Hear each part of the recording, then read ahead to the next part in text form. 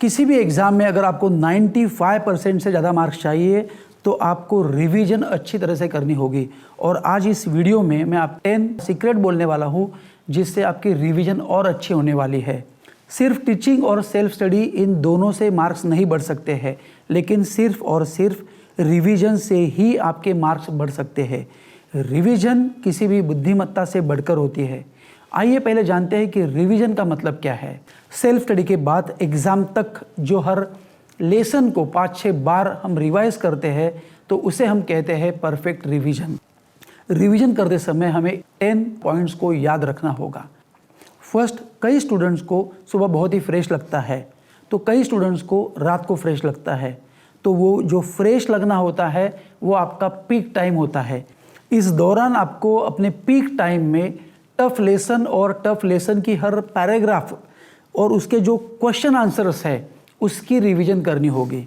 जब आपका फ्रेशनेस थोड़ा सा कम होता है तब वो होता है आपका ऑफ पीक टाइम, जब आप इजी सब्जेक्ट की रिवीजन कर सकते हो या आप लिखने की प्रैक्टिस कर सकते हो। सेकेंड पॉइंट ये है कि रिवीजन करते समय बिना अंडरस्टैंडिंग के रट्टा मारना नहीं है। अगर आप ऐसा करते हो तो आप एग्ज़ाम में उसे भूल सकते हो। बहुत से घरों में ऐसा होता है कि मम्मी क्वेश्चन पूछ रही होती है और स्टूडेंट कहता है कि फर्स्ट सेंटेंस बोलो, फिर वो आगे की लाइंस बोलता है, फिर वो बीच में फिर कुछ भूल जाता है और फिर मम्मी आगे की लाइंस बोलती है और फिर वो आगे का सेंटेंस बोलता है। ऐसा तब होता है जब आंसर की प्रॉपर अंडरस्टैंडिंग नहीं होती है और फिर भविष्य में उस लेसन की प्रॉपर रिवीजन नहीं होती है। थर्ड पॉइंट ये है कि मूवीज़ और कार्टून्स 2 या 3 बार देखकर भी ईजीली आपके बाय होते हैं। वैसे ही हमारे होम रिवाइज के ऑडियो विजुअल एनिमेशन से अगर आप पढ़ाई करोगे तो वो इजीली आपको समझ में आएगी और वो स्टडी आपके लॉन्ग टर्म मेमोरी में चली जाएगी। पॉइंट नंबर 4 ये है कि जब आप एक लेसन की स्टडी करते हो और फिर बहुत दिनों या हफ्तों या महीनों तक उसकी रिवीजन नहीं करते हो तो उसमें भूलने की संभावना ज़्यादा होती है। इसलिए टाइम टू टाइम रिवाइज करो। पॉइंट नंबर 5, टेक्स्ट बुक में ऐसे कई लेसन होते हैं जिनके कंसेप्ट अन्य किसी चैप्टर्स में काम आते हैं, तो आपको उनकी भी टाइम टू टाइम रिवीजन करनी होगी जो अन्य चैप्टर का बेस है, फंडामेंटल है। पॉइंट नंबर 6, एग्ज़ाम तक कोई भी चैप्टर विदाउट रिवीजन के मत रखो। पॉइंट नंबर 7, रिवीजन करते समय बड़े क्वेश्चन के आंसर्स के पॉइंट्स बनाओ। आप उसकी स्टोरी बनाओ जो आपको आसानी से याद रह सकती है। 8, रिवीजन करते समय आपके स्कूल टीचर्स या अगर आप बोर्ड एग्ज़ाम दे रहे हो तो वो लोग जो आंसर्स एक्सपेक्ट करते हैं, मतलब जिस सीक्वेंस से या जो वर्डिंग वो एक्सपेक्ट करते हैं उसी की ही रिवीजन और प्रैक्टिस करो ताकि आप वही आपके एग्ज़ाम पेपर में लिख सकते हो।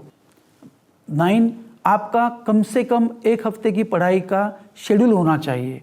मतलब इस हफ्ते में कितने लेसन्स को कितना टाइम देना है और कितने लेसन्स आपको थरेली करने ही करने हैं, ये तभी आपको तय करना होगा। वीकली प्लान बनाते समय कम से कम 1 या 2 दिन खाली छोड़ो, जिसका उपयोग अगर आपको कुछ बैकलॉग होता है तो उसके लिए आप वो 1-2 दिन जो आपने खाली छोड़े हैं तो वहाँ पे आप भर सकते हो। क्योंकि कभी कभी ऐसा हो सकता है कि आपको कई लेसन्स के लिए डिसाइडेड जो टाइम होता है उससे ज़्यादा टाइम लग सकता है। इसके बाद क्या होता है कि आप डर सकते हो या आपका कॉन्फिडेंस भी कम हो सकता है। इसलिए आपके पास 2 दिन एक्स्ट्रा है तो आपका टाइम एडजस्ट इजीली हो सकता है। 10, लेसन को पढ़ाने से पहले आप ये चार्ट फॉलो कर सकते हैं जिसे हम कहते हैं लेसन वाइज एनालिसिस फॉर्म।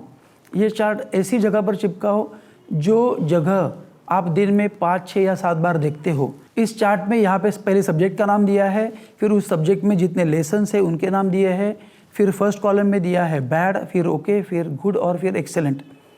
तो यहाँ पर लेसन का नाम अगर है समझो साउंड, तो यहाँ पर बैड मतलब वो आपको 25% ही समझा है।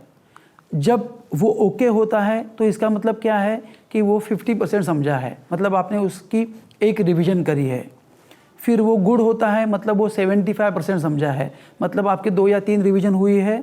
और फिर उसके बाद एक्सेलेंट मतलब आपको वो 100% समझा है, तो आपकी 3, 4 या 5 रिवीजन होने के बाद वो आपका एक्सेलेंट भी हो सकता है, या 2 या 3 रिवीजन के बाद भी एक्सेलेंट हो सकता है। मतलब एक्सेलेंट मतलब क्या, तो आपकी टिक आ गई। अगर उस लेसन का कौन सा भी आंसर आपको पूछा जाए तो आप बिना देखे बोल सकते हो और बिना देखे लिख सकते हो, तो वो हो गया एक्सेलेंट। आपको ये चार्ट रोज अपडेट करना ज़रूरी है। इस चार्ट को बनाने का हमारा पर्पज़ ये है कि एक्सेलेंट पर सभी लेसन के टिक बढ़ाना, मतलब आपको वो लेसन बराबर से समझा है और आपको उस लेसन के सभी आंसर्स बराबर से अंडरस्टैंड हुए हैं और आप उन्हें बिना देखे बोल रहे हो और लिख रहे हो। तो आपने इस वीडियो से जो भी सीखा है वो आपके घर में डिस्कस करो, इसके ऊपर आपका एक्शन प्लान बनाओ, इसके पॉइंट्स लिखो और आपके घर में इम्प्लीमेंट करो। अगर ये वीडियो आपको पसंद आया है तो इसे लाइक करो और शेयर करो और सब्सक्राइब करो, ताकि हमारे अन्य आने वाले नए नए वीडियोस आपको बहुत ही आसानी से मिलते रहेंगे। And thanks for watching this video. I wish you all the best. Bye bye, take care.